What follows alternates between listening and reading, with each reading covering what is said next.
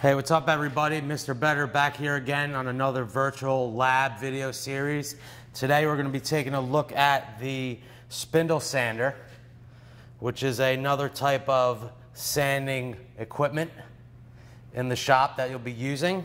It's a pretty unique piece of sanding equipment for the fact that we have a bunch of interchangeable sanding sleeves, right?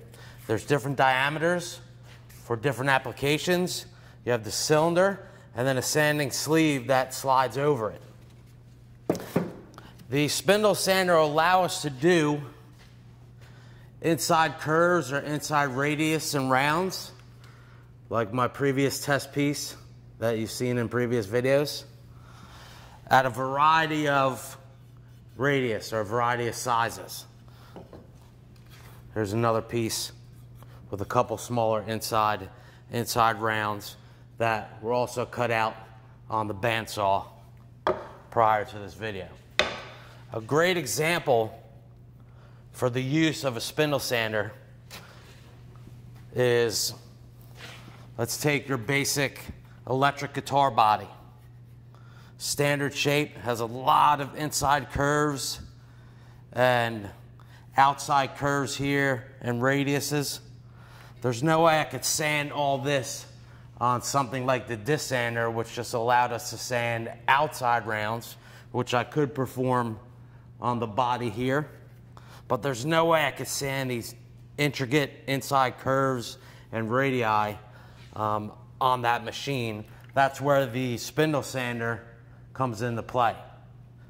I'm able to put this guitar body on the table, prior to before it was all assembled, and actually finish sand these to a point where we're ready for finishing.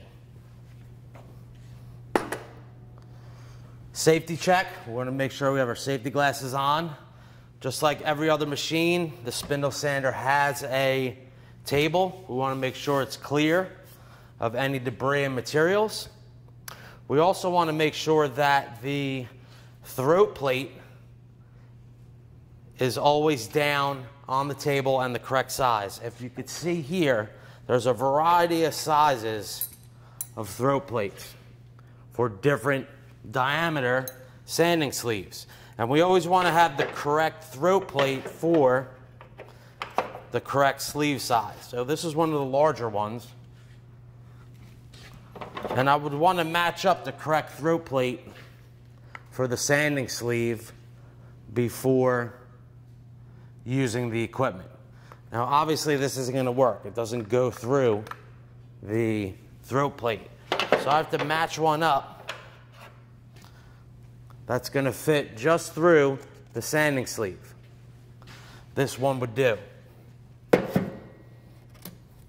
What's not acceptable is I have the largest throat plate here for the largest sanding sleeve, and I take this 2-inch diameter sleeve or 1.5 inches.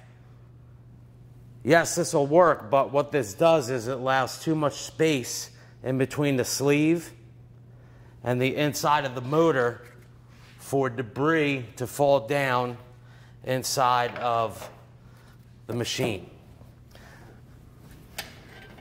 It's pretty easy to replace the throat plate. All I got to do is I could just take a flathead screwdriver, pop it up, find the correct size one. Obviously, if I try to put this on here, it's not going to work. So I want to find the correct size one, pop it straight down on the table. Like I said earlier in the video, the spindle sander has interchangeable sleeves. How do we do that? Well, let's say I wanted to use a larger sanding sleeve for this larger radius inside curve. Or even going back to the guitar body. We have a pretty large inside curve here where we would probably want to use something along the lines of this diameter sleeve rather than something real small like this 1/2-inch diameter sleeve. It's going to cover a lot more surface area and give us a smoother finish. Set knob is what we call reverse threaded. So we know the term lefty loosey, righty tighty. It's the opposite for this.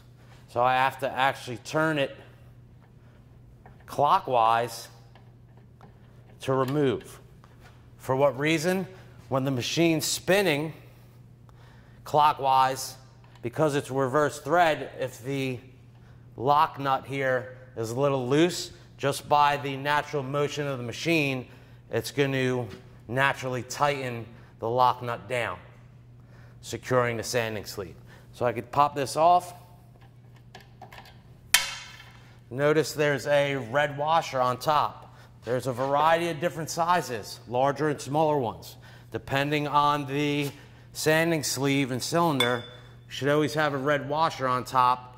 It creates enough pressure down on the sleeve so that it doesn't slide up and down and come off of the sanding cylinder. So I could pop this up. All right, if you notice, this is brand new, believe it or not. We just did one sand on it earlier today. But you could see that just about half of the sanding sleeve is sanded, and that's being used correctly. So I'm going to pop it back on. I want to make sure I find the right throat plate. This one works. It's just big enough. I can pass it through, and there's not a lot of excess opening. This is not okay. So I could pop this back down. I want to make sure the table's clear.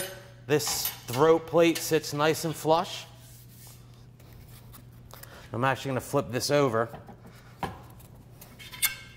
Put the top washer back on, and then I'm going to turn it counterclockwise to hand tighten it. Now that I have my correct throat plate in place, my sanding sleeve secured down onto the shaft of the motor, the lock nut up top with the washer is just hand tight. I can now power up the machine. The switch is on the front. I'm going to flick it up.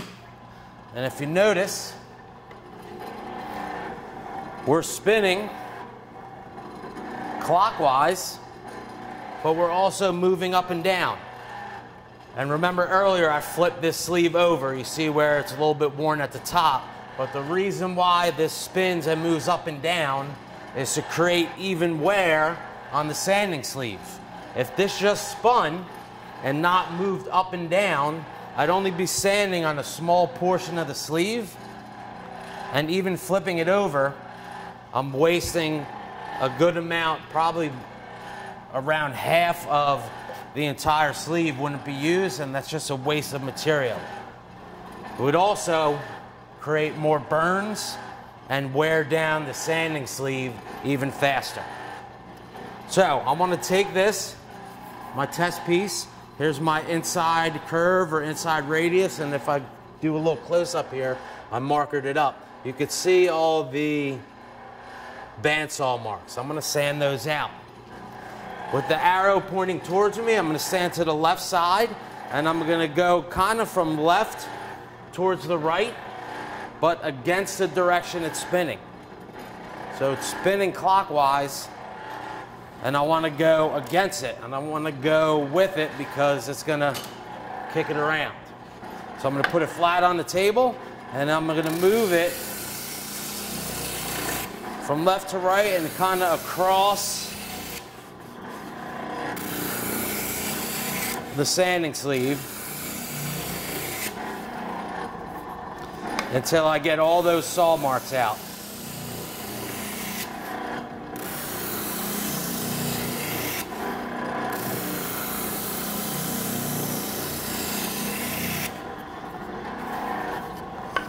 Couple more.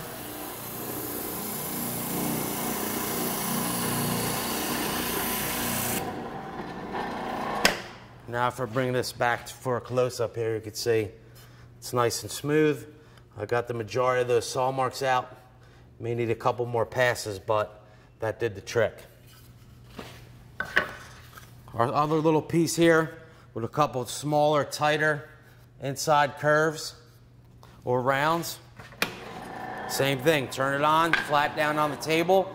I'm gonna move it from the left to the right, kind of at an angle.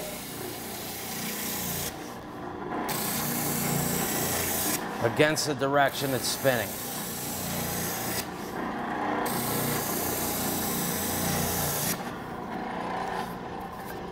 Try this other side. And I start to take those saw marks out and get a nice smooth inside round.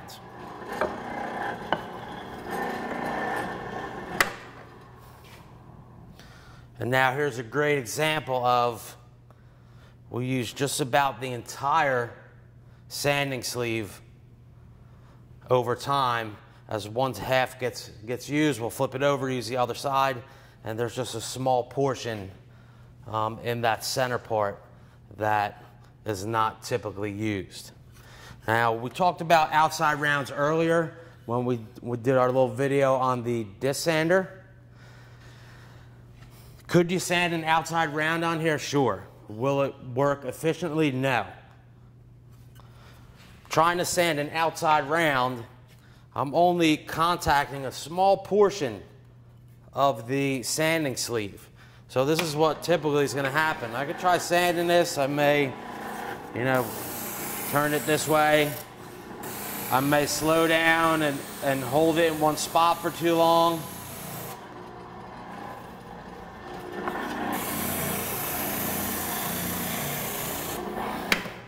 And then we end up with divots because we're only sanding on a small portion of the sanding sleeve.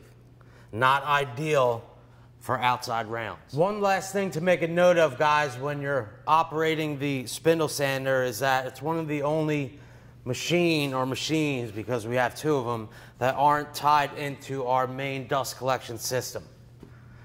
So it's important, behind it, we have a standalone shop vac that's hooked up to both of them to collect the fine particles of sawdust or plastic or whatever it is that you're sanding while you're using the machine. So right in the back here is a small tabletop vacuum, and I'm going to turn the switch on. And you'll notice they're tied in back here through this hose with a T. And then as you're operating, it's going to suck the sawdust down through the table. When you're finished using the machine, we first want to make sure we power the machine off by hitting the power switch on the front, turning our dust collector shop vacuum off that's behind. We want to make sure if there's any additional scrap materials on the table, we brush them off, pick them up, throw them out in a scrap bucket. Make sure none of the throat plates or sanding sleeves are left on top of the table. It should be completely clear. Everything's got a spot underneath the table of the spindle sander, and then it'll be ready to go for the next person in the next class. Thanks for watching. Make sure you check out our channel and subscribe, and I'll see you guys on the next video series.